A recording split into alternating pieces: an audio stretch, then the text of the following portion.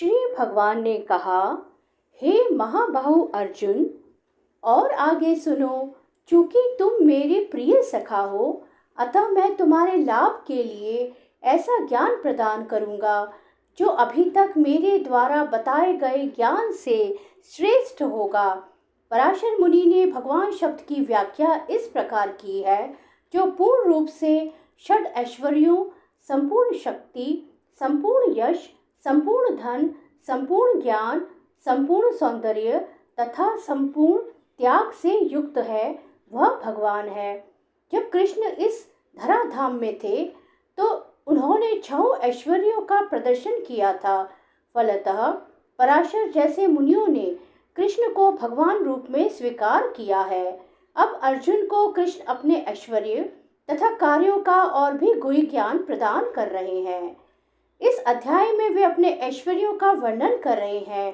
पिछले अध्याय में उन्होंने दृढ़ विश्वास के साथ भक्ति स्थापित करने में अपनी विभिन्न शक्तियों के योगदान की चर्चा स्पष्टतया की है।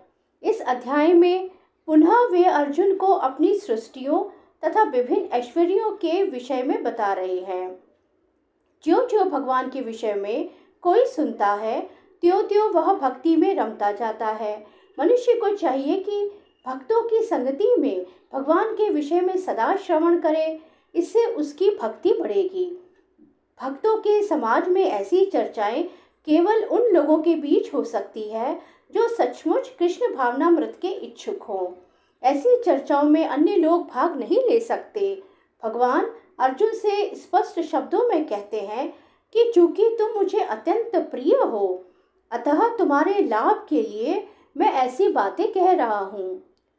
न तो देवतागण मेरी उत्पत्ति या ऐश्वर्य को जानते हैं और न महर्षि गण ही जानते हैं, क्योंकि मैं सभी प्रकार से देवताओं और महर्षियों का भी कारण स्वरूप उद्गम हूँ। जैसा कि ब्रह्म संहिता में कहा गया है, भगवान कृष्ण ही परमेश्वर हैं, उनसे बढ़कर कोई नहीं है। वे समस्त कारणों के कारण हैं। यहाँ पर भगवान स्वयं कहते हैं कि वे समस्त देवताओं तथा ऋषियों के कारण हैं। देवता तथा महर्षि तक कृष्ण को नहीं समझ पाते। जब वे उनके नाम या उनके व्यक्तित्व को नहीं समझ पाते तो इस शूद्र लोक के तथा कथित विद्वानों के विषय में क्या कहा जा सकता है। कोई नहीं जानता कि परमेश्वर क्यों मनुष्य रूप में इस पृथ्वी पर आते हैं और ऐसे विस्मयजनक असामान्य कार्यकलाप करते हैं। तब तो यह समझ लेना चाहिए कि कृष्ण को जानने के लिए विद्वता आवश्यक नहीं है। बड़े बड़े देवताओं तथा ऋषियों ने मानसिक चिंतन द्वारा कृष्ण को जानने का प्रयास किया, किंतु जान नहीं पाए। श्रीमद् भागवत में भी स्पष्ट कहा गया है कि बड़े से बड़े देवता भी भगवान को नहीं जान पाते। जहाँ तक उनकी अपूर्ण इंद्रियां पहुँच पाती हैं, वहीं तक वे सोच पाते हैं और निर्विशेषवाद के ऐसे विपरीत निष्कर्ष को प्राप्त होते हैं जो प्रकृति के तीनों गुणों द्वारा व्यक्त नहीं होता, या कि वे मन चिंतन द्वारा कुछ कल्पना करते हैं। किंतु इस तरह के मूर्खतापूर्ण चिंतन से कृष्ण को नहीं समझा जा सकता। यहाँ पर भगवान अप्रत्यक्ष रूप में यह कहते हैं कि यदि कोई परम सत्य को जानना चाहता है तो लो, मैं भगवान के रूप में यहाँ हूँ, मैं परम भगवान हूँ।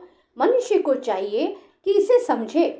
यद्यपि अचिंत्य भगवान को साक्षात रूप में कोई नहीं जान सकता, तो भी वे विद्यमान रहते हैं।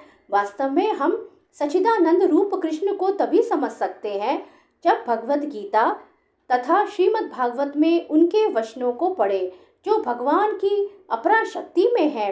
उन्हें ईश्वर की अनुभूति किसी शासन करने वाली शक्ति या निर्विशेष ब्रह्म रूप में होती है, किंतु भगवान को जानने के लिए दिव्य स्थिति में होना आवश्यक है। श्री कृष्ण शरणं मम, श्री कृष्ण शरणं मम, श्री कृष्ण शरणं मम।